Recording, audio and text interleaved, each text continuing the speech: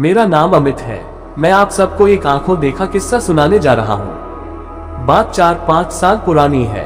उस समय हम करावल नगर दिल्ली में रहते थे। कुछ दिनों से हमारे मोहल्ले में एक चुड़ैल के घूमने की अफवाह फैली हुई थी। कुछ लोगों का कहना था कि उन्होंने एक डरावनी औरत को रात के समय घूमते हुए देखा है।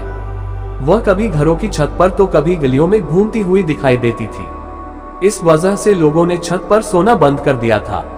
अंधेरा होते ही गलियां सुनसान हो जाती थी। एक दिन मोहल्ले के लोगों ने मिलकर रात भर पहरा भी दिया, मगर कोई नहीं आया। मुझे इस बात पर बिल्कुल विश्वास नहीं था। जो भी चुड़ैल की बातें करता था, मैं उसका मजाक उड़ाता था। मेरा मानना था कि यह लोगों का वहम है या तो कोई इंसान लोगों को डरा रहा है।